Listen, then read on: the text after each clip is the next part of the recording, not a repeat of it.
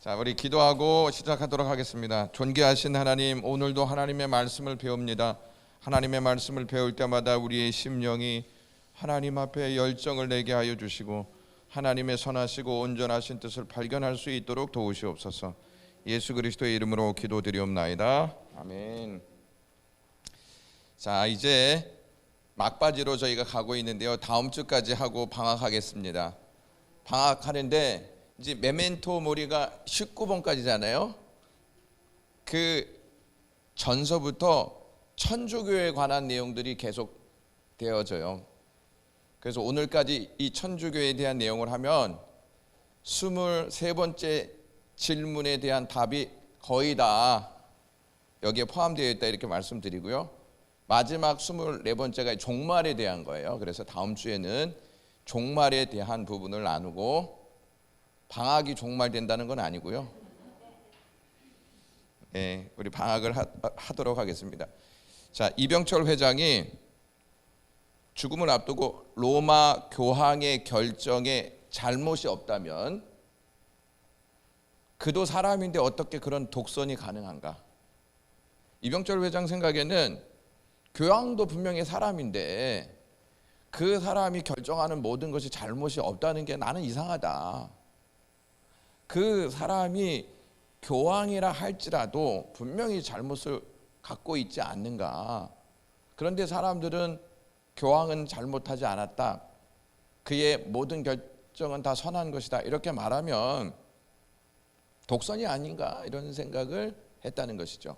그거에 대한 답을 듣고 싶었는데 답을 듣지 못하고 죽음에 이르렀습니다. 자, 교황이라는 말을 우리가 좀 생각해 보아야 하지 않습니까? 교황이라는 말이 공식적인 호칭으로 그리스도의 대리자, 거룩한 아버지, 최고의 제사장, 이러한 뜻을 가지고 있어요. 이 교황이.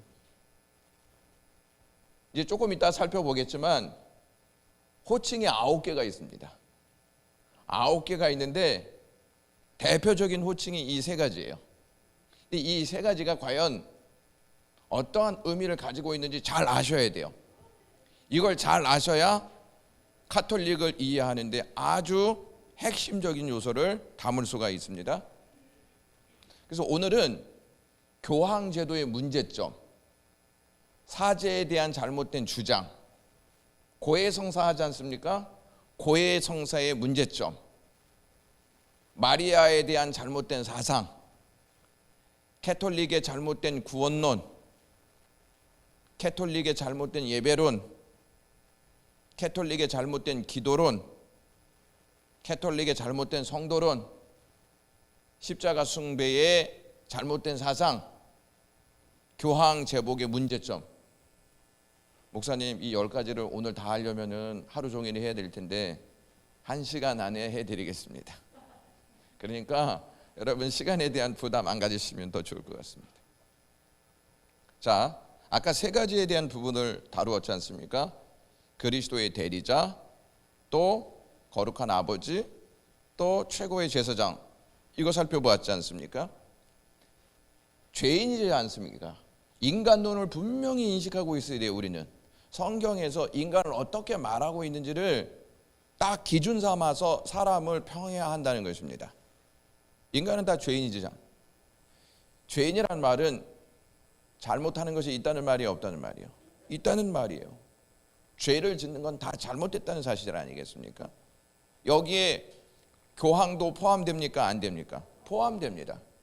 제가 신학교 다닐 때 저희 신학교 교수님이 계셨습니다. 지금 이제 돌아가셨는데 그 교수님 친구가 교황청에서 일하는 신부였어요.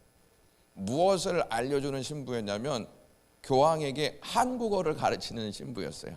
그걸 담당하는 신부였는데 이 신부가 숙제를 낸대요, 교황에게. 그래서 이 친구가 이렇게 물어봤대요. 이 교수님이, 야, 교황 숙제 잘 해오냐? 이렇게 물어봤대요. 안 해올 때도 있다고 이렇게 얘기를 했대요. 그러니까 이 교수님이, 야, 교황은 문제가 없다며, 교황은 잘못하는 것이 없다며, 그러면 숙제를 안 해오면 교황 잘못한 것이 있네, 이렇게 꼬집어서 한번 이야기했다는 내용을 들었습니다. 인간은 다 죄인이에요. 그리스도의 대리자가 될 수 있을까요? 없을까요? 없어요. 만약에 그리스도의 대리자가 된다면 예수님 오실 필요가 있어요? 없어요?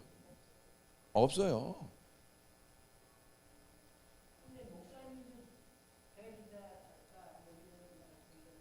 대리자가 아니죠. 목사들은 그리스도를 소개하는 사람이지 대리자가 아니에요. 그러니까 우리가 잘못 알고 있는 거예요. 이 대리자라는 말은 그리스도가 구원의 역사를 베푸셨잖아요. 또 구원의 역사뿐만 아니라 중보의 역사를 감당하잖아요. 이걸 대신할 수 있다는 거예요. 대리자는. 어떻게 목사들이 그리스도를 대신해서 구원 역사를 여러분들에게 성취할 수 있습니까? 이미 구원은 이루어졌지 않습니까? 그러니까 목사는 뭐냐면 그리스도의 구원 역사가 이루어졌다. 그러므로 우리는 그리스도를 바라봐야 한다. 소개하는, 그리스도를 전파하는 사람이지 이 땅에 대리자는 한 명도 없습니다. 그것을 명심하셔야 할 필요가 있어요. 그래서 어느 분이 나는 그리스도의 대리자요, 이단이 아니에요. 이단이에요. 그 교회 가야 돼요? 안 가야 돼요? 저한테 오세요. 제가 전화하겠습니다. 자, 이제 교황제도의 문제점을 한번 살펴보도록 하겠습니다. 사도 베드로가 제1대 교황이라고 이야기합니다. 그리고 결혼을 안 했다고 주장해요. 캐톨릭에서. 그러면 우리는 이것을 성경에 입각해서 봐야 돼요? 아니면 그들의 주장을 그대로 받아들여야 돼요? 항상 우리의 기준은 성경이라는 점을 인식하셔야 합니다. 캐톨릭의 주장은 교황제도의 근거가 예수 그리스도의 12사도인 베드로의 직분을 베드로가 교황이라는 직분을 물려받았다고 주장을 해요. 베드로가 1대 교황이라고 얘기하죠. 그들의 주장은 베드로 사도가 로마의 최초의 감독이었다고 주장합니다. 로마의 최초의 감독. 그래서 로마 교회 하지 않습니까? 로마 교회가 캐톨릭을 대표하는 교회라고 말하는 거예요. 그리고 베드로가 로마에서 순교한 이후 후대에 로마 감독들이 그의 직분을 계승했다 그래요. 베드로가 로마에서 죽었습니다. 그래서 그 베드로의 교황 계승을 자신들이 물려받았다. 로마의 감독들이. 이렇게 그들이 교황제도에 대한 내용을 이렇게 주장한다는 것입니다. 자, 베드로는 결혼을 안 했다. 로마에서 25년 동안 교황으로 있었다. 이렇게 이야기합니다. 캐톨릭에서. 근데 성경에서는 결혼을 했다고 분명히 이야기해요. 여기 보시면 예수께서 베드로의 집에 들어가서 그의 장모가 열병으로 알아누웠다 이렇게 얘기했죠. 장모가 있다는 말은 결혼했다는 말이 안 했다는 말이에요. 했다는 말이죠. 그 다음에 바울이 이렇게 얘기해요. 다른 사도들과 주의 형제들과 게바가 누구예요? 게바. 베드로예요. 베드로. 게바와 같이, 여기 같이라는 이 단어 생각하셔야 돼요. 믿음의 자매된 아내를 데리고 다닐 권리가 없겠느냐. 그러니까 베드로가 아내와 같이 다녔다는 말이 안 다녔단 말이에요. 같이 다녔다는 말이에요. 그러면 이거에 입각해서 보면 베드로는 결혼했어요? 안 했어요? 했죠. 그러면 그들의 주장은 가짜예요? 아니에요? 가짜죠. 근데 이것을 그들이 왜 받아들였냐 하는 것은 그 당시 중세시대 때에 평신도들이 성경 읽었어요? 안 읽었어요? 못 읽었어. 사제들만 읽었단 말이죠. 그러니까 사제들이 말하는 것은 다 성경인 줄 알고 받아들였단 말이에요. 근데 그것이 지금까지도 계속 이러한 제도하에 있다는 점입니다. 로마 가톨릭은 마태복음 16장 18절에 또 내가 내게 이르노니 너는 베드로라 내가 이 반석 위에 내 교회를 세우리니 음부의 권세가 이기지 못하리라 이렇게 말하지 않습니까? 이게 신앙 고백이에요? 아니에요? 신앙 고백이죠. 그런데 이 캐톨릭에서 말하는 것은 교회가 신앙 고백을 교회의 기초로 여기지 않고 인간을 교회의 기초로 여긴다, 이렇게 말. 인간을, 신앙 고백이 아니라는 말이에요. 인간을. 그래서 인간을 교회의 기초로 삼기 때문에 누가 대표가 될 수 있다는 거예요? 이걸 고백한 베드로가 대표가 될 수 있다는 말이에요. 이해하셨어요? 아니면 좀 어려우세요? 이해하셨죠? 그러니까 이 캐톨릭은 자꾸 성경에서 벗어나요, 안 벗어나요? 성경에서 벗어나고 있다는 사실입니다. 여러분, 베드로가 12사도의 대표라고 자꾸 주장하잖아요. 근데 이게 성경적인 근거가 전혀 없어요. 왜냐하면 갈라디아서 2장 9절에 보시면 또 내게 주신 은혜를 알므로 바울이 이야기하는 거예요. 기둥과 같이 여기는 첫 번째가 누가 나와요? 누가 나와요? 야고보가 나오죠. 예? 그 다음에 게바가 누구라 그랬어요? 베드로라 그랬죠. 그 다음에 베드로가 나와요. 그 다음에 요한도 나와, 이렇게 말해요. 예루살렘 교회의 기둥들을 지금 이야기하는 거예요. 세 사람 이야기하죠. 만약에 그들의 주장이라면 누구만 말해야 돼요? 베드로만 말해야 되죠. 또 그들의 주장이 강력하다면 베드로가 먼저 나와야 되죠. 근데 야고보가 먼저 나와요. 그리고 세 사람을 딱 언급한 후에 나와 바나바에게 교제 악수를 하였다, 이렇게 말해요.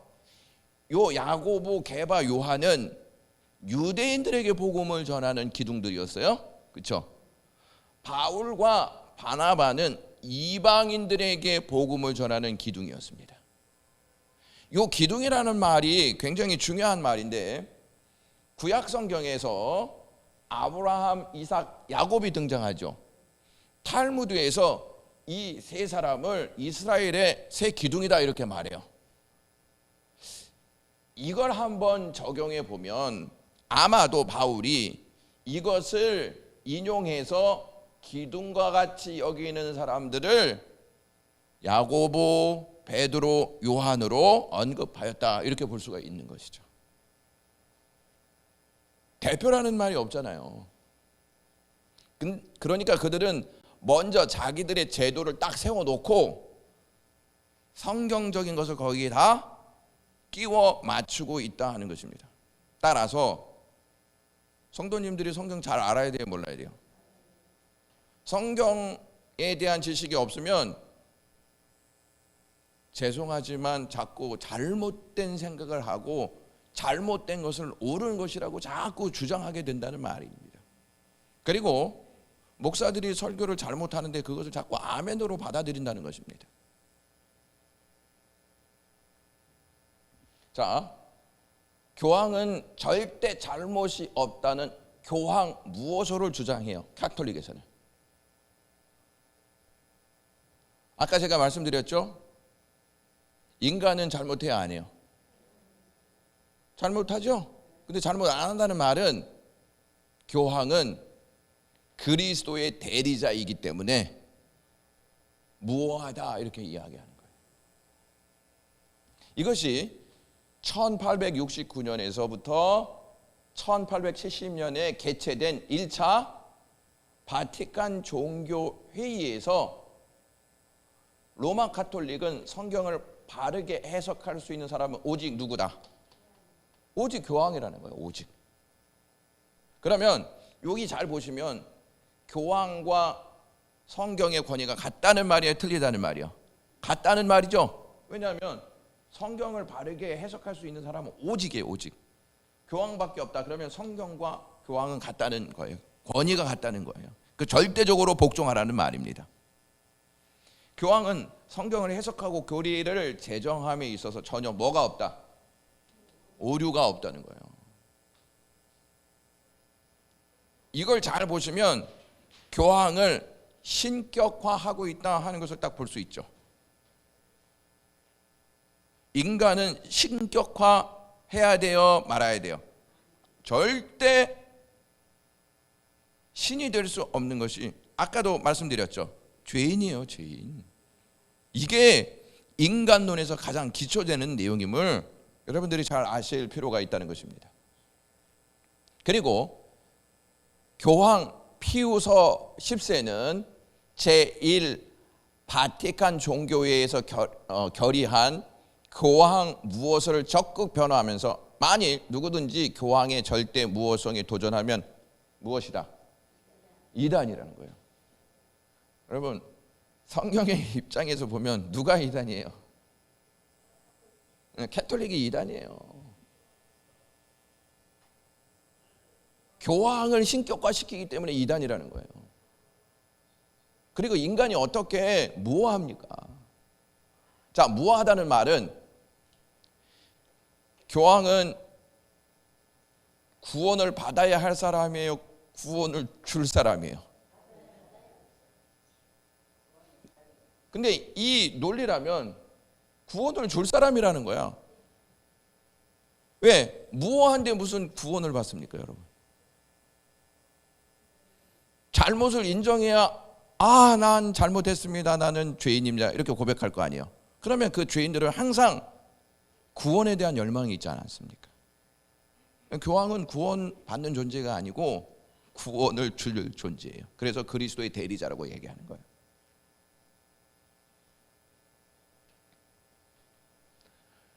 로마서 3장 9절에 세상에는 의인이 있다 없다? 교황 여기 포함돼 안 돼요? 포함되죠. 의인이 아니잖아요, 이 말씀에. 그럼 누가 잘못한 거냐면 성경이 잘못한 게 아니고 그들이 잘못한 건데, 그들은 이 내용을 뒤로 빼놓고 교황은 무호하다, 의인이다 이렇게 주장하고 있다는 사실입니다. 자, 그리스도의 대리자라고 말합니다. 로마 카톨릭에서 교황을 부를 때 공식적으로 9개 호칭이 있습니다. 그 중에서 가장 대표적인 호칭이 그리스도의 대리자예요. 예? 요 그리스도의 대리자라는 사실을 잘 알고 계셔야 돼요. 9개 호칭이 이거예요. 로마 주교. 캐톨릭을 대표하는 교회가 로마 카톨릭이라고 자꾸 이야기하죠. 그게 핵심 교회라는 거예요. 로마 주교다. 핵심 신부다. 예수 그리스도의 대리자다. 으뜸 사도의 후계자다. 전 교회의 대사제다. 서구의 총대 주교다. 이탈리아의 수석 주교다. 로마 관고의 수석 대주교다. 바티칸 시국의 원수다. 원수는 가장 높은 사람을 원수라고 하죠. 그 다음에 캐톨릭이 말하는 단어를 사용했기 때문에 하느님의 종이다 이렇게 얘기하는 거예요. 9가지야, 9가지. 굉장히 많죠. 근데 우리는 교황이라는 단어 한 가지만 생각하잖아요. 그들은 이렇게 많은 명칭을 내놓고 있다는 것입니다. 그러나 지상에서 예수 그리스도를 대리할 수 있는 사람은 있을 수 없다. 왜냐하면 모든 사람은 죄인이고 타락하였고 죄와 허물에 오염되었기 때문이다. 하나님의 감동으로서 주어진 무오한 예수 그리스도의 계시의 말씀만이 예수 그리스도를 대신할 수 있다. 그러니까 예수 그리스도를 대신할 수 있는 것은 인간이 아니고 무엇이냐면 하나님의 말씀이에요. 그러니까 하나님의 말씀으로 제도를 봐야 되고, 하나님의 말씀으로 인간을 봐야 되고, 하나님의 말씀으로 구원의 기준을 봐야 하고, 하나님의 말씀으로 미래를 봐야 한다는 것입니다. 이것을 로마 카톨릭은 평신도들에게 못하게 했습니다.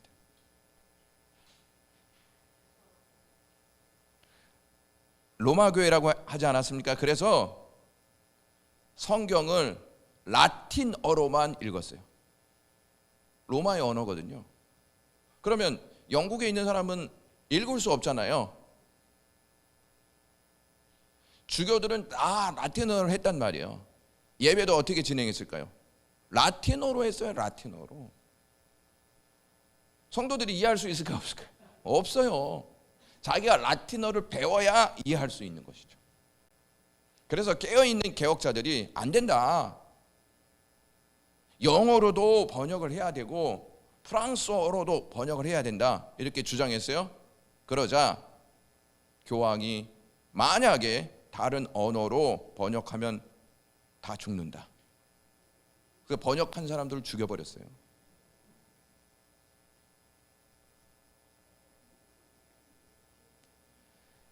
성스러운 아버지라고 얘기해요. 그래서 더 홀리 파더예요.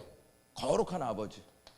그래서 이제 원수들이나 교황을 접견하는 사람들이 교황을 딱 만나잖아요.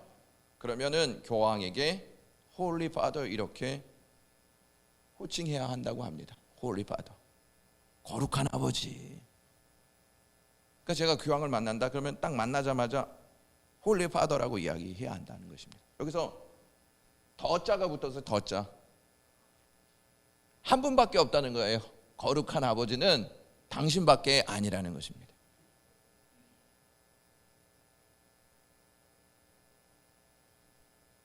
영어 사서연에서도 검색해 보면 이 홀리 파더가 캐톨릭 교황에게만 적용되는 것으로 설명이 되어 있습니다. 여러분, 거룩한 아버지는 누구밖에 없어요? 하나님밖에 없어요.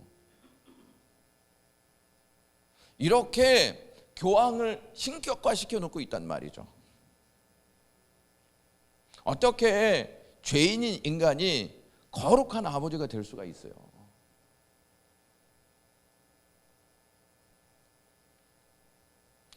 성스러운 아버지라고 불릴 수 있는 분은 성부 하나님밖에 없어요. 그래서 예수님도 하나님을 아버지라고 부르신 거예요. 아버지, 거룩하신 아버지.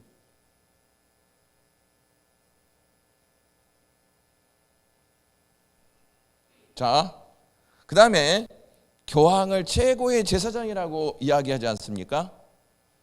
폰티펙스 맥시무스라고 하는 단어인데요. 이 단어가 원래는요, 예? 이 단어 잘 생각하셔야 돼요. 우리가 이것만 빼고 최고의 제사장 하면 그럴 수도 있겠지 이렇게 생각하잖아요. 근데 이 단어가 로마에서 신들에게 제사하는 업무를 관장하는 국가의 사제 집단의 수장을 의미하는 단어였다고 합니다. 이게. 예? 우리는 최고의 제사장 하면 구약시대 때 그 제사장들 이렇게 생각하잖아요. 그게 아니고 요 단어 막시무스 요 단어 생각하면은 사제 집단의 수장인데 로마 신들, 신화들 있죠. 신화, 로마의 신화들 있죠. 각종 신들 있죠. 이 신들에게 제사하는 집단의 수장이라는 뜻이에요. 이게. 그러면 이 단어를 성경에서 가지고 왔다는 거예요? 로마에서 가지고 왔다는 거예요? 로마. 왜? 로마 가톨릭이기 때문에 그래요. 그건 성경적이 아니에요. 또 어떻게 사용하고 있는지 한번 보세요. 로마 제국의 기초를 놓은 사람이 있어요. 율리시스. 여기에서는 카이사르 이렇게 얘기하는 가이샤예요. 가이샤. 성경에 가이샤 이렇게 나오죠. 이게 로마 황제를 존칭하는 거예요. 로마 왕의 전부를 가르쳐서 가이샤 이렇게 얘기하는 거예요. 그러니까 이 사람들이 아까 이야기했던 폰티펙스 막시무스라고 하는 호칭 똑같이 썼대요. 가이샤에게 썼던 단어 그리고 교황에게 썼던 폰티펙스 막시무스라고 하는 이 단어 같이 썼다는 거예요. 그러니까 보세요. 그 당시에 가이샤는요 신의 아들이었어요. 신의 아들. 로마 사람들이 황제를 숭배했단 말이에요. 그러면 최고의 제사장을 숭배하라는 말이야, 안 하라는 말이요? 숭배하라는 말이에요. 그래서 잘 보세요. 로마 황제가 왕들을 좌지우지했어요. 막 함부로 할 수가 없었어요. 그러한 권세가 교황에게 있었단 말이에요.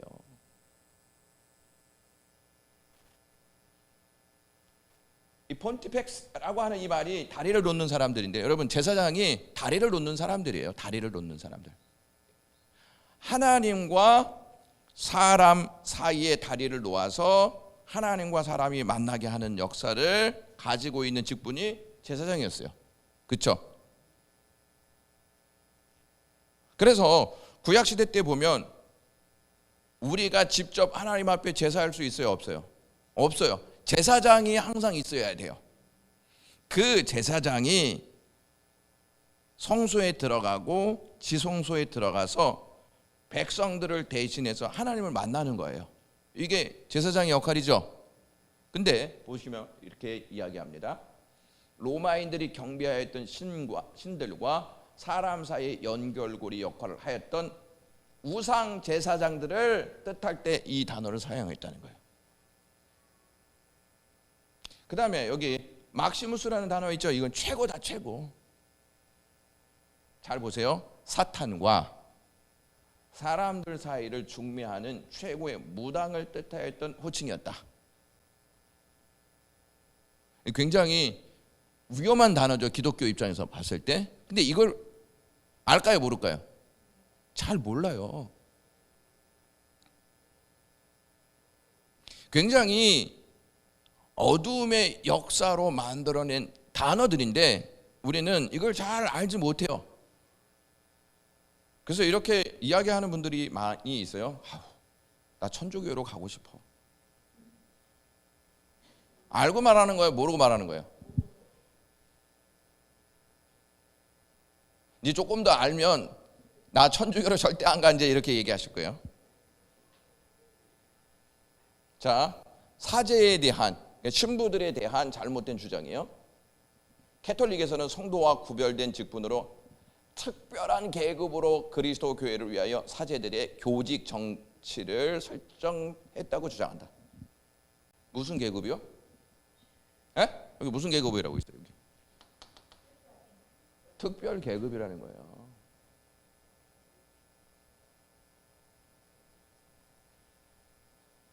사제란 제사장을 뜻하는 단어인데요, 신약시대 때에는 성도가 제사장이에요. 왜 그러냐? 구약시대 때에는 백성이 하나님을 함부로 만날 수 없었죠. 제사장이 있어야 만났잖아요. 제사장이 없으면 만나요, 못 만나요? 못 만나죠. 근데 이제 예수님이 딱 오셨습니다. 예수님이 오셔서 십자가에 달려 돌아가시자 휘장하시죠. 휘장이 위에서부터 아래까지 딱 찢어졌어요. 이게 무슨 뜻이냐면 이제 예수 그리스도로 말미암아 우리 사람이 하나님을 만날 수 있다는 거예요. 목사가 있어야 하나님을 만나는 게 아니에요. 누가 있어야? 예수님 때문에. 그래서 이제 우리가 직접 하나님 만날 수 있잖아요. 예수님이 문을 열어 놓으셨기 때문에. 그래서 우리를 제사장이라고 이야기하는 거예요. 제사장. 그런데 캐톨릭에서는 성도를 제사장으로 얘기하지 않아요. 특별 계급으로 정해놓았다는 거예요. 이들을 통해서 하나님을 만날 수 있다는 거예요. 조금 있다가도 얘기하겠지만, 그래서 이 사람들은요, 성도들의 죄를 고백받을 수가 있어요. 고해 성사가 있죠. 특별 계급이기 때문에. 여러분들의 죄를 저한테 말하지 않아도 돼요. 여러분들은 누구에게 말할 수 있기 때문에? 하나님께 말할 수 있기 때문에 그래요. 여기 고해 성사의 한번 문제점을 보세요. 이것도요, 바벨론 종교에서 행하던 의식이었습니다. 에? 바벨론 밀교에 입교하기 위해서는 비밀 고해를 해야 입교를 시켰대요. 그런데 내가 이제 밀교에 딱 들어가지 않습니까? 나 이러한 잘못이 있습니다. 나 이러한 재산이 있습니다. 나 이러한 어려움이 있습니다. 하고 다 이야기하지 않습니까? 그러면 이것을 들었던 사제가 너 잘못 내가 다 알고 있어. 존말할 때 500 갖고 와. 안 갖고 오면 너 내가 다 발설해. 꼼짝하지 못하게 만들었답니다. 그러니까 제가 신부고 여러분들이 이제 캐톨릭 신자예요. 여러분들이 저에게 와서 막 고해성사 하잖아요. 그러면 이제 제가 여러분들의 죄를 딱 듣고 이영린 권사님이 이러한 고해성사를 나에게 했다, 이렇게 하면 얼마나 큰 문제입니까? 이게 성경에서 가지고 온 거예요? 이방 종교에서 갖고 온 거예요? 이방 종교에서 갖고 온 거예요, 이게. 그런데 우리는 이러한 사실들을 잘 모르고, 야, 그래도 이 신부에게 이렇게 죄를 고백하고 경건의 모습이 있지 않냐? 잘못된 생각이에요? 옳은 생각이에요? 잘못된 생각이에요. 그래도 캐톨릭으로 가실 거예요? 이 고해 성사 제도가요 1215년도에 결정이 됐습니다. 그러면 예수님이 오신 이후로부터 1200년이 지난 다음에 결정됐다는 것이죠. 예? 초대교회는 있었다는 거예요, 없었다는 거예요? 초대교회에서 있었다는 말이에요, 없었다는 말이에요? 없었다는 말입니다. 자기네들이 만들어 놓은 제도예요, 고해 성사는. 자, 사제에게는 죄를 사하는 권능을 가졌기 때문에 사제에게 죄를 고백해야 한다고 하여 사제의 권위를 높이고 있어요. 우리는 죄를 예수님의 이름으로 직접 하나님께 고백하면 사해 주시고 기억조차 하지 않습니다. 요거를 믿으셔야 돼요. 요거를. 왜 여러분들의 죄를 사제에게 갖고 갑니까? 예수님께 갖고 가야지. 근데 이 사람들이 이렇게 가지고 오는 이유는 사제들이 그리스도의 대리자라고 외치고 있기 때문에 그래요. 그렇죠. 진리를 알지 못하고 있기 때문에 그래요. 이제 마리아 사상을 한번 살펴보겠습니다. 마리아 사상. 캐톨릭에서는 동정녀 마리아가 죄 없이 태어났다 이렇게 얘기해요. 죄 없이 태어났다. 성경적이에요, 아니에요? 네? 여기 보시면 의인은 없나니 하나도 없다 그랬잖아요. 그럼 죄인으로 태어난 거예요? 죄인이 아닌 사람으로 태어난 거예요? 죄인으로 태어났죠.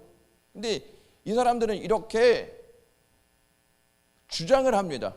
이렇게 주장할 수밖에 없는 이유는 마리아 숭배 사상이 있어요, 없어요? 있어요. 근데 마리아를 숭배하려면 죄가 없어야지. 죄가 있는 마리아를 숭배한다? 논리적으로 맞지 않는다는 것입니다.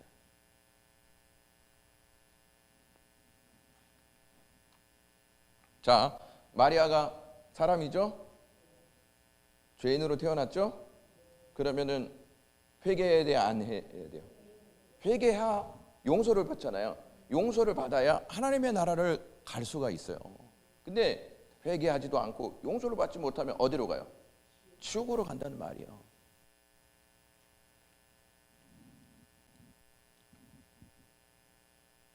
가브리엘 천사가 마리아에게 나타나서 수태고지를 하죠. 너에게 하나님의 아들이 있다 이야기하죠. 그때 마리아를 가르쳐서 이렇게 얘기해요. 은혜를 받은 자여 이렇게 얘기해요. 이게 왜 중요하냐면 죄인은 은혜 받을 자여 은혜 없이도 살아요. 죄인은 은혜 받을 사람이에요. 은혜 받을 존재예요.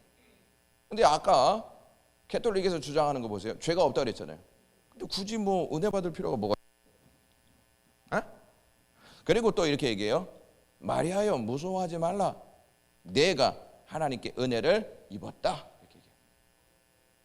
죄가 없어서 예수님을 임신한 게 아니고 은혜를 받았기 때문에 예수님을 임신한 것이다. 이렇게 얘기하는 거예요.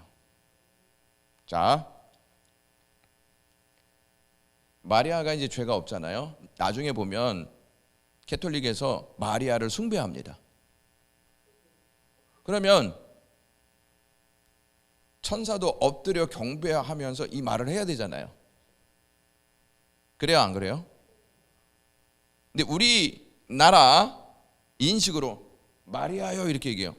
왜 반말하죠? 숭배해야 되는데 왜 반말하죠?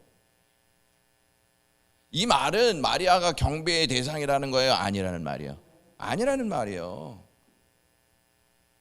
근데 이 캐톨릭은 자꾸 성경에서 벗어나는 주장들 이것을 하고 있다는 점입니다. 마리아는요 하늘에서도 성도들의 기도를 듣는데요. 그들의 주장에 의하면. 근데 예수님이 이렇게 얘기하셨어요. 요한복음 16장 23절에서 24절에 하나님께 내 이름으로 구해라. 누구의 이름으로?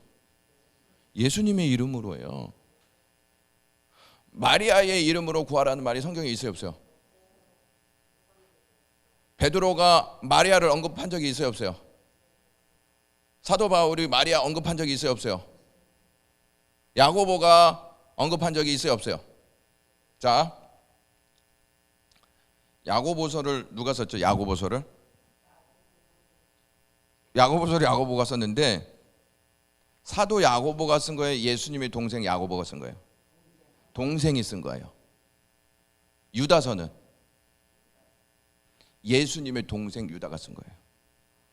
에? 가론 유다가 썼다고 하면 큰일 나요. 우리 이단이에요, 이단. 근데 거기에 엄마에 대한 언급이 있어요, 없어요?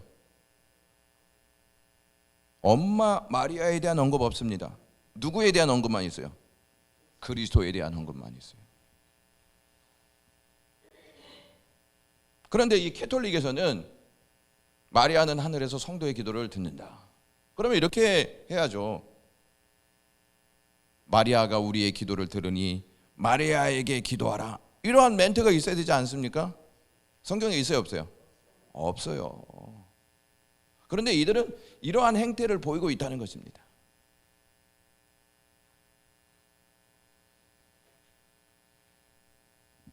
그리고 이렇게 이야기해요. 마리아는 영혼 육이 죽지 않고 승천했다, 이렇게 주장해요. 승천했다.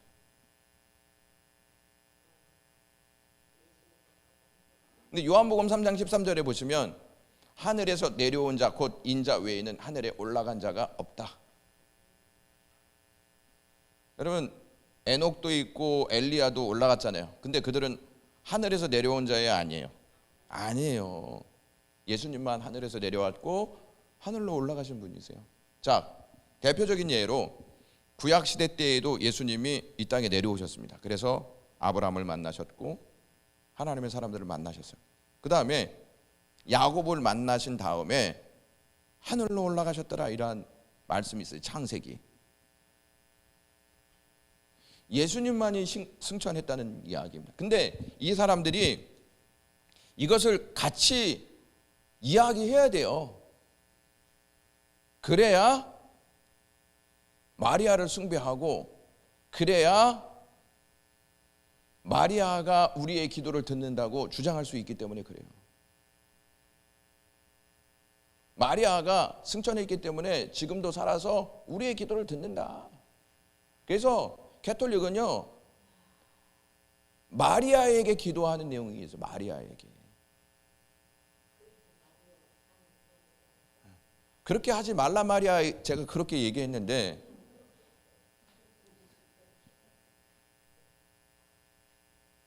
자, 이제 보세요.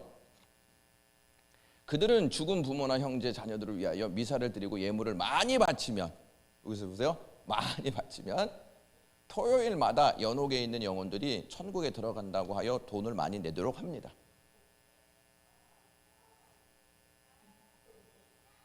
그러니까 여기서 여러분들의 자녀가 대충 살고 이제 죽었어요. 그러면 이제 연옥에 딱 있잖아요. 돈을 많이 내면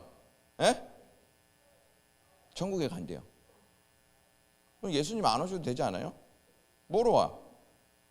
돈 많이 벌어서 돈 내면은 천국 갈 텐데 뭐로 오시냐고, 예수님이. 여러분, 미사 중에, 우리는 예배라고 하지만 캐톨릭은 미사라고 하죠. 미사 중에 하이퍼둘리아라고 하는 미사가 있어요. 이게 뭐냐? 마리아에게 드리는 미사예요. 그러니까 캐톨릭은 하나님만을 위해서 미사하지 않고 누구를 위해서도? 마리아를 위해서도 예배하는 제도를 가지고 있어요. 이게 마리아 숭배 사상인 거예요.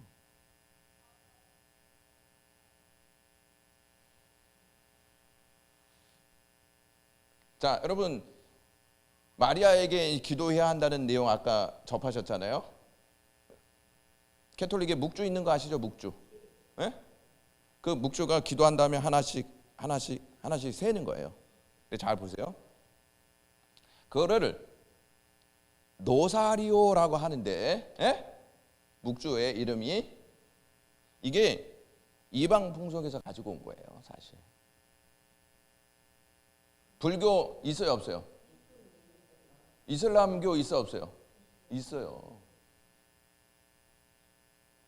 교회 다니는 분들이 여기 이제 팔찌, 묵주하고 다니는 분들도 있어요, 이렇게 좋다고. 그래야 돼요, 안 그래야 돼요? 그걸 전혀 생각 없이 그렇게 하고 다니시는 분들이 있어요. 그리고 교회 나오시는 분들도 있어요. 근데 잘 보세요. 성모에게 기도하는 것이 쉬운 3번이잖아요. 이게 완전한 노사리오의 목적이에요. 주기도문은 몇 번이에요? 6번.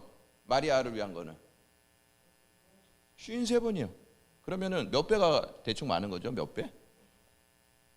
마리아를 위해서 기도하는 게 몇 배가 더 많은 거예요? 9배가 더 많은 거예요. 9배가. 주기도문 누가 가르쳐 주신 거예요? 예수님보다 그의 엄마다. 아니, 주기도문을 더 많이 해야 되는 거 아니에요? 근데 빗나가도 너무 빗나간다는 거예요. 너무 빗나간다는 것이죠.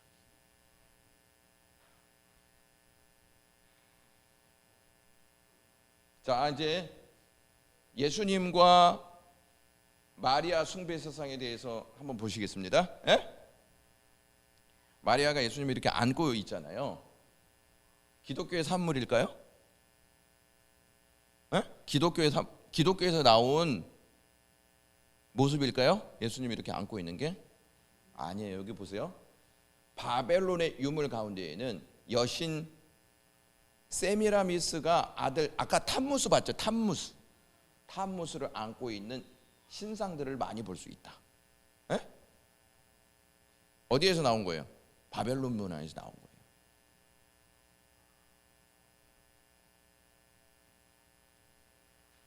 여기 잘 보세요. 이러한 모습들이요. 여기 보면서 아니, 예수님은 왜 벗겨놓고 마리아는 왜 옷을 입고 있냐고요.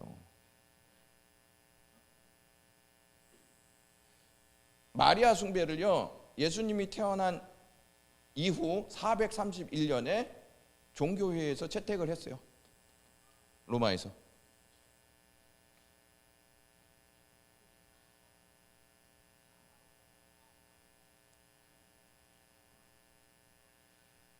자, 캐톨릭은 이러한 내용이 십계명에 기록되어 있는 것을 알고는, 우리랑 십계명이 똑같을까요, 다를까요? 캐톨릭이 달라요. 뭐가 다르냐? 2번째 계명이 달라요. 우상을 만들지 말고 우상에게 절하지 말고 섬기지 말라는 이 계명을 삭제시켜 버렸어요. 왜 삭제시켰을 것 같아요? 왜? 여러분, 캐톨릭 교회를 가잖아요.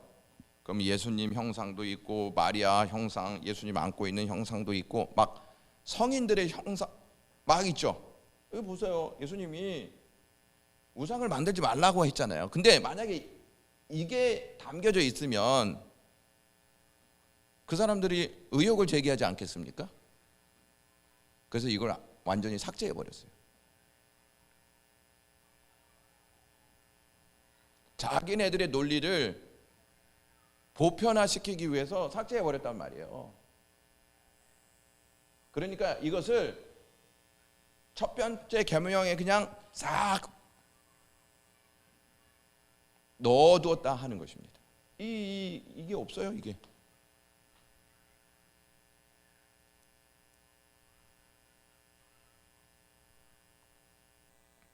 자, 이 말은 무슨 말이냐면 오직 예수 그리스도로만 구원받고 예수 그리스도로만 하나님 만나고 예수 그리스도 안에서만 하나님의 선물을 받는다는 뜻이에요. 끼어들 수 있는 게 있다 없다? 없다는 거예요. 오직 예수님이에요. 오직 예수님. 캐톨릭은 예수님도 있고 마리아도 있고 나중에 보면 성인들도 있습니다. 이렇게 많은 대상자들이 캐톨릭 안에 있습니다. 예수님에게만 기도하지 않습니다. 마리아에게도 기도하고 또 누구에게도 기도하는지 아세요? 성인들 있죠. 캐톨릭이 딱 정한 성인들이 있어요. 만약에 우리 이영림 권사님이 캐톨릭 신자인데 한국에 와서 순교했다. 그러면 성자가 돼요. 성자. 그러면 그 성자를 중심으로 또 기도하는 거예요. 내 기도를 들어달라고. 기가 막혀요? 기가 안 막혀요? 기가 막히면 지금 잘 못 듣죠? 네. 이제 캐톨릭의 잘못된 구원관도 있어요. 뭐냐? 우리는 은혜로 구원받잖아요. 믿음으로 구원받죠? 근데 캐톨릭은 공로가 있어야 돼요. 공로가. 그러니까 그 사람들은요, 구원받기 위해서 미사하는 거고 구원받기 위해서 봉사하는 거예요. 근데 그것을 행하면서도 확신이 없어요. 왜? 봉사하다가도 잘못하는 내용들이 있잖아요. 그러면 덜컥 겁이 나는 거죠. 우리는 그건 뭐예요? 우리는 기독교는 구원받았으니까 예배하는 거예요. 그러면 자, 구원받기 위해서 하는 것과 구원받았으니까 하는 것과 어떤 게 더 열심히 있어야 돼요? 구원받았으니까 하는 것이 더 열정이 있어야 되죠? 근데 누가 더 열정이 있을 것 같아요? 이쪽이에요. 이쪽. 죽기 살기로 나는 구원받아야 되겠다. 근데 우리는 야, 우리 구원받았어. 굳이 그렇게 안 해도 돼. 그래서 점점 열정이 식어간다는 거예요. 근데 자 보세요. 예수님이 나를 위해서, 나를 살리기 위해서 돌아가셨어. 예수님이 내 생명의 은인이야. 이거를 인식하고 살아간다면 그냥 앉아 있을 수 있어요? 그냥 천국 오기만 바라고 나태함 속에 있을 수 있냐는 거예요.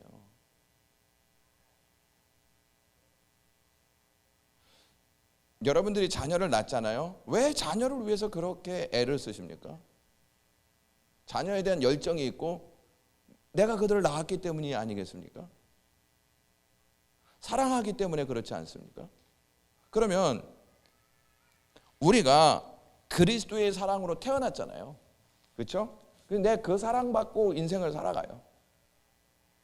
그럼 어떻게 우리가 그냥 아무것도 안 한 채 살아갈 수 있느냐 하는 것입니다. 물론 뭔가를 하시겠죠.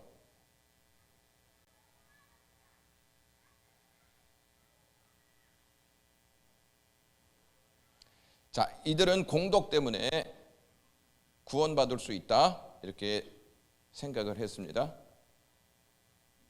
그 다음에 보세요. 사제들이나 성례, 성찬이나 세례 있죠. 마리아나 천국에 있는 성도들의 중재의 수단으로 말미암아 얻을 수도 있다고 얘기해요. 공덕만 있어서는 안 되고 이들의 중재 수단이 있어야 된다는 거예요. 그러니까 캐톨릭 신자들은요, 구원의 확신이 있어요, 없어요? 없어요, 없어.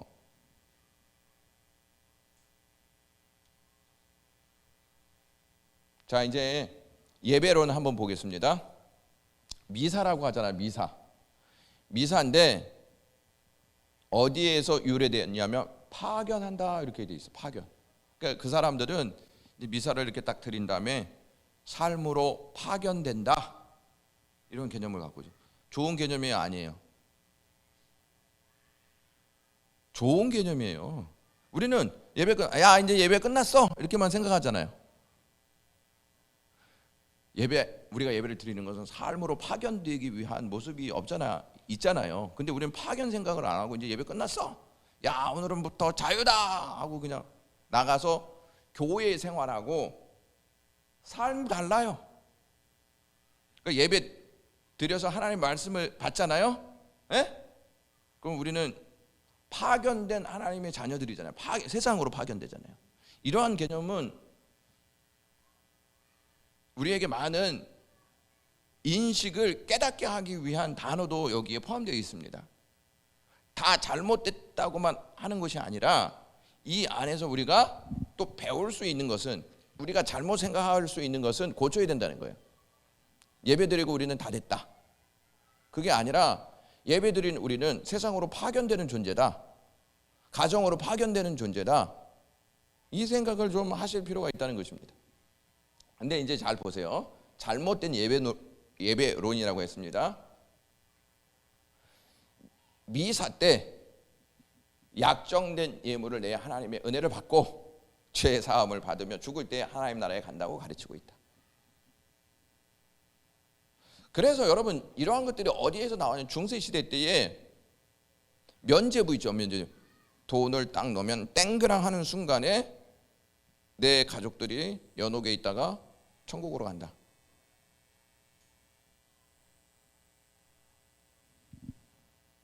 캐톨릭을 되게 부러워하는 것 중에 하나가 뭐냐면, 캐톨릭은요, 헌금을 이렇게 걷잖아요. 그러면은 바티칸으로 다 올라갑니다. 전 세계에 있는 헌금이 다 바티칸으로 올라가요. 그리고 거기에서 다 내려줘요. 우리는 헌금 나오면 교회 자체 내에서 사용하고 교회 자체 내에서 지출과 수입에 대한 부분을 다루지 않습니까? 근데 캐톨릭은 그렇지 않아요. 그러니까 캐톨릭은요, 결코 돈 부족한 교회가 아니에요. 왜? 이러한 것들이 있기 때문이에요. 이러한 것들이. 근데 캐톨릭 신자들에게 이러한 이야기를 하면, 우리 그렇게 하지 않는다, 이렇게 얘기를 해요. 근데 이미 이러한 내용들이 캐톨릭 제도 안에 들어있다는 사실입니다. 자, 성찬하고 이제 세례 한번 보겠습니다. 이 떡과 잔 있죠. 우리는 떡도 이렇게 받아서 우리가 먹고 잔도 들어서 우리가 먹잖아요. 우리랑 캐톨릭이랑 똑같을 것 같아요? 안 똑같을 것 같아요? 안 똑같아요. 떡도 입으로 넣어주고 포도주도 딱 줍니다. 교황이 그리스도의 대리자잖아요. 그리고 요걸 딱 먹잖아요. 그러면 이제 피와 영과 살이 된다는 거예요. 그리스도의. 굉장히 신성하게 다룬다는 것입니다. 그러니까 우리는 이런 경우도 많이 있어요. 자녀들 데리고 오잖아요. 그러면 엄마 아빠가 안 먹고 자녀들 줘요. 성찬식 때. 맞아요, 틀려요? 그거는 잘못된 거거든요. 근데 아이들이 먹고 싶은데 어떻게 안 주냐?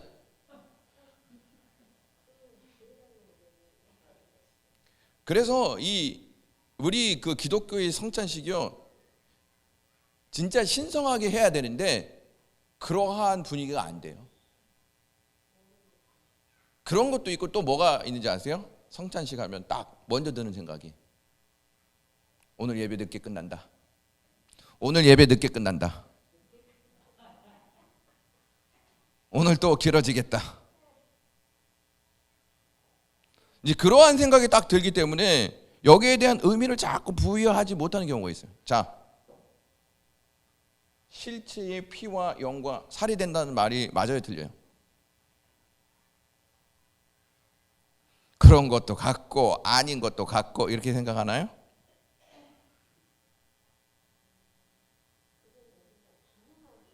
그렇죠. 예수님이 이렇게 얘기하셨어요. 기념하라, 이렇게 얘기하셨잖아요. 그러니까 우리는 그걸 먹으면서 누구를 생각하는 거예요?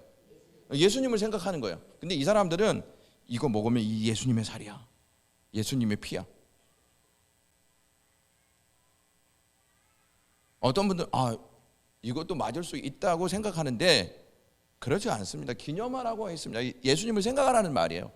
그러니까 성찬식 하면 예수님을 생각하는 생각이 딱 떠올라야 되는데 그런 생각이 안 떠오른다는 거예요.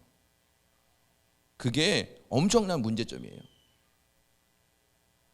그리고 해도 되고 안 해도 된다는 생각을 해요. 다음에 하지 뭐, 다음에.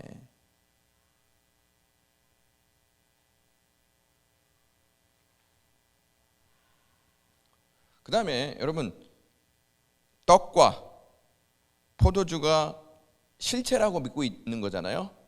보관하는 것도 달라요. 그 사람들은. 자 보세요. 빵을 보관하는 곳이 구약의 지성소와 같다. 신부들이 축성함으로 이 축복하고 기도로서 거룩함을 입도록 하는 거예요. 누가? 신부들이 해야 돼. 그렇게. 그래서 그렇게 하면 예수 그리스도의 실제 몸으로 변화되기 때문에 남은 빵이 보관되는 곳이 예수 그리스도가 실제로 현존하는 곳이라고 생각을 해요. 그러니까 그 사람들이 우리 기독교 우리 영광교회에서 이제 성찬식 하잖아요. 그거 보면은 큰일 납니다. 큰일 나. 너 한 입 나 한 입 먹고 막. 에? 그리고 이거 보관하는 것도 그냥 그들이 볼 때에는 신성하지 않다 이렇게 생각할 수도 있어요.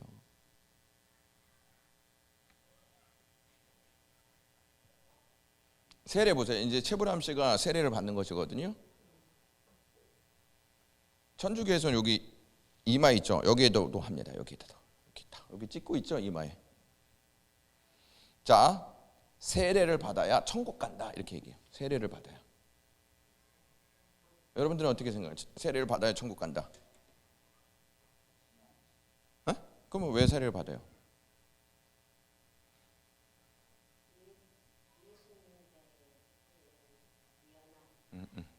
연하. 그러면은 이제 이 사람들의 주장이라면, 강도 천국 갔어요, 못 갔어요? 예수님 옆에 있던 강도는 세례 못 받았잖아요. 근데 예수님이 너 나와 함께 낙원에 있으리라 이렇게 말씀하셨잖아요. 그럼 그건 어떻게 되는 거예요?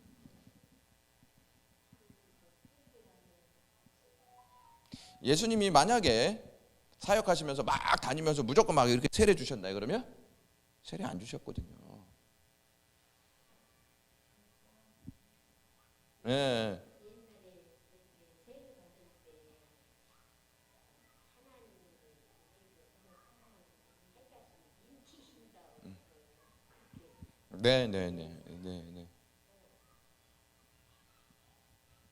네. 캐톨릭은 우리랑 달라요, 똑같아요? 너무 달라요. 예수님께서 이렇게 얘기하셨어요. 야, 하나님 나라는 거듭나야 간다. 죄 사함을 받은 자가 가는 것이다. 성령의 역사로 가는 것이다. 이렇게 말씀하시는 거예요. 니고데모에게 얘기하신 거 아니겠습니까?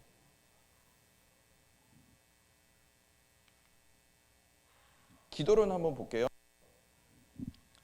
우리는 삼위일체 하나님을 향하여 기도하잖아요. 외에도 캐톨릭은 다른 사람에게도 기도드릴 수 있다. 아까 성인들 있죠. 기도드릴 수 있다.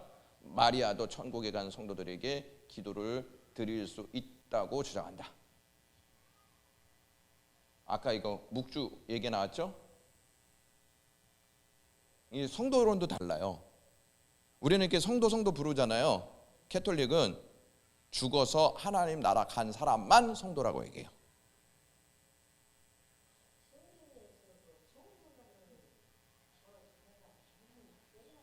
중요한데 여기서 보세요. 예수님은 구원받고 구별된 자, 하나님의 자녀가 된 사람들을 가르쳐서 성도라고 얘기하죠. 근데 여기는 하늘나라에 간 자만이 성도예요. 그러면 이 땅에서 성도라고 그들은 이야기할까 안 할까요? 안 해요. 어떻게 알아요? 저 사람이 천국 갈지 안 갈지도 모르고 하늘에 있는 자만 성도라고 얘기하는 거예요. 자, 십자가 숭배. 여러분 교황 보시면 이렇게 십자가 가지고 다니잖아요. 그리고 이제 십자가 표시 이렇게 하잖아요. 십자가 표. 이게 십자가 표시예요. 16 그것도 같은 이제 포함되어 있는데 제단을 축복하는 30번 정도를 또 한다고 합니다. 이렇게.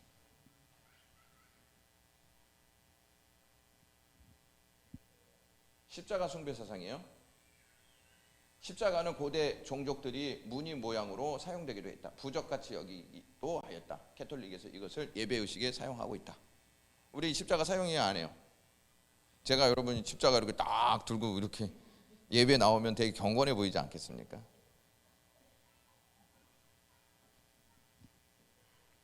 모자를 쓰잖아요. 모자. 큰 모자 쓰잖아요. 어떻게 써요 이거를? 예? 이걸 미트라 이렇게 얘기하는데요. 물고기 머리의 모양이에요. 물고기 머리의 모양. 예? 왜 이렇게 이걸 쓸까? 물고기 머리 왜 이렇게 해서 쓸까요? 물고기 하면 딱 생각나는 사람이 있어야 돼요. 베드로요. 사랑 남는 어부가 되리라. 베드로가 일대 교황이라고 하지 않았습니까? 예? 그렇게 하는 거예요.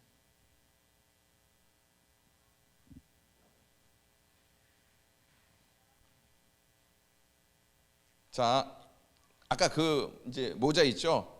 교황만 쓰지 않고 추교용도 쓰고 주교들도 행세 때마다 이 모자를 쓰고 나타납니다. 왜냐하면 베드로처럼 우리는 하나님의 대리자다. 이거를 알리기 위해서. 근데 이렇게 써 있대요. 이렇게 써 있는데 요 글자의 수를 풀이하면은요, 666이라는 단어가 나온대요. 그러니까 제가 이 설명을 필라델피아의 이단 대책 연구소를 담당하는 김선호 목사님이 캐톨릭에 대한 이 문제점들을 나열한 것이 있어요. 그래서 그걸 중심으로 제가 한 거예요. 제가 제 의미대로 이게 한 게 아니에요. 여기까지 보겠습니다.